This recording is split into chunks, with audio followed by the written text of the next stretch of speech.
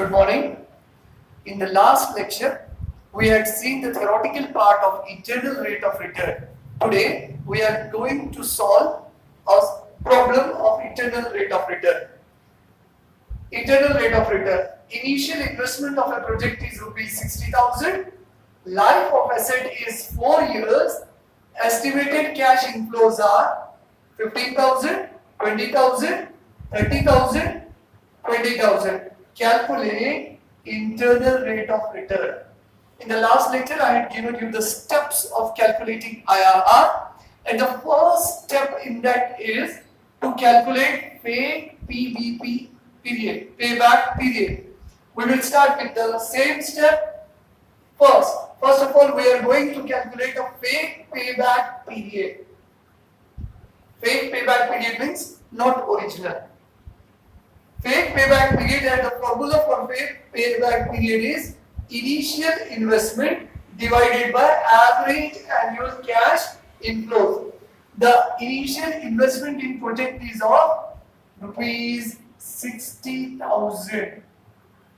Now we need to calculate average annual cash inflows. Average annual cash inflows means total of cash inflows divided by 4. The total of these cash inflows comes to rupees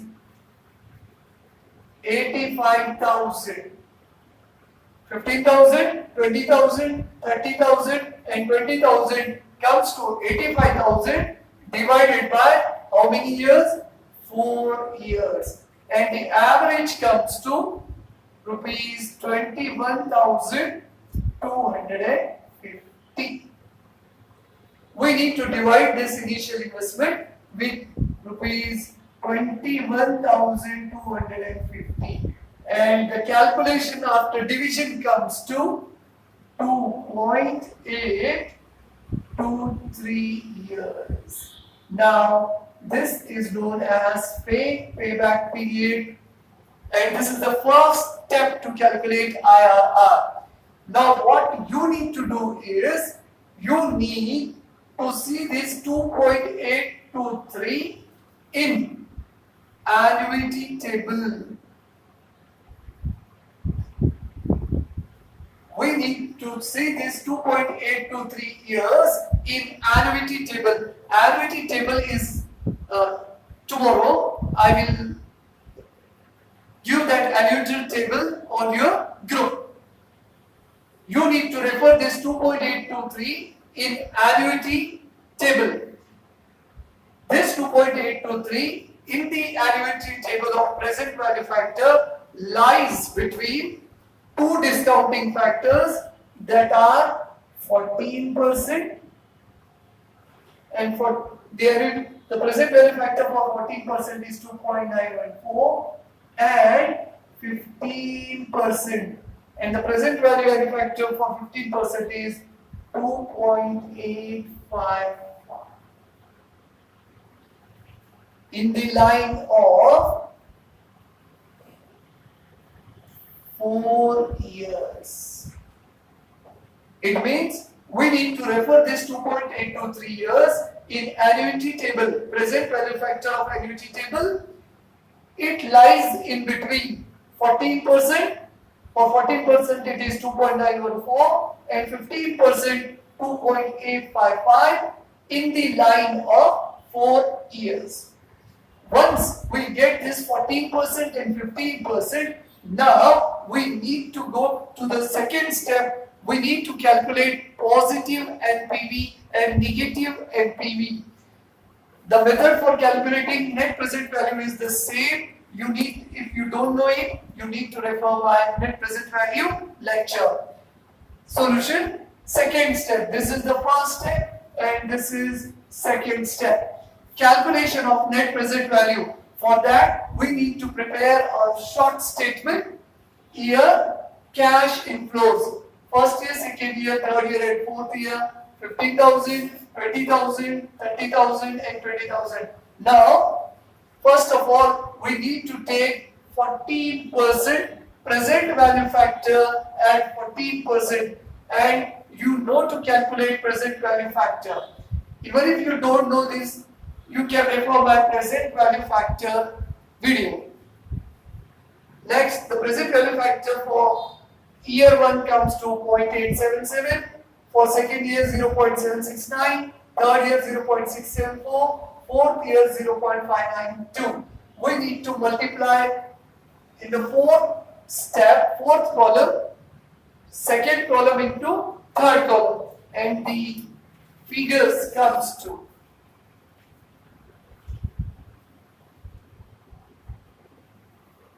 13,155, 15,380, 20,220, 11,840. And we need to total the amount of present value of cash inflows. It comes to 60,595. This was the calculation for 14%. Then again, we need to calculate the present value factor of 15%. Then in the fifth column, present value factor at 15%. The 15% present value factor is 0.869, 0.756, 0.657, 0.571. Now, in the next step, that is sixth column, we need to multiply second column into fifth column. This is second column and this is fifth column. Second column into fifth column, and the result is 13,035, 15,120, 19,710 and 11,420.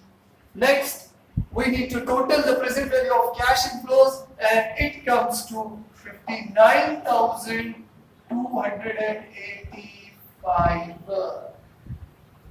So, first step in calculation of internal rate of return is calculate a paid payback period. Then the second step is to calculate positive net present value. The third step is to calculate negative net present value. Why this is positive and why this is negative, you need to compare these figures with our initial investment, that is 60,000. It is more than 60,000, 60,595, it means it is positive. This is 59,285, it is less than 60,000, it means it is negative.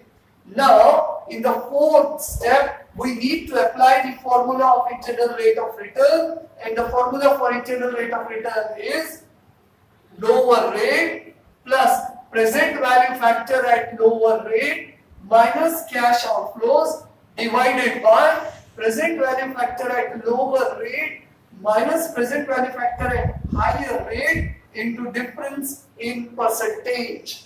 Now we need to put the figures in this formula. The first step is lower rate. Lower here rate means there are two discounting factors, that is 14% and 15%.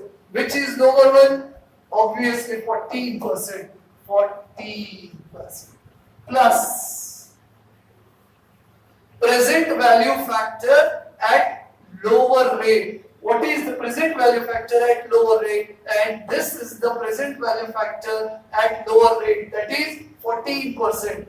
60,595 minus cash outflows. Cash outflows means initial investment, that is 60,000 divided by present value factor at lower rate, same 60,195 minus present value factor at higher rate, and the present value factor of higher rate is, that is 15%. 15%, the present value cash inflows are 59,285 multiplied by difference in percentage. Difference in percentage means 15% minus 14%. Simple. Now we need to solve it. 14 plus 60,595 minus 60,000 comes to 595, and 60,595 minus 59,285 comes to 1310 into difference between 15% and 14% comes to 1%. Now 14 plus, we need to divide 595 divided by 1310, and the answer comes to 0.4545.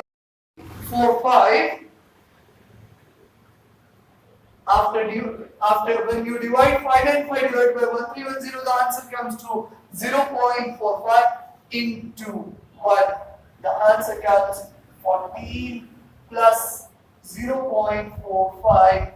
The final result is 14.45%. That is the internal rate of return. Thank you.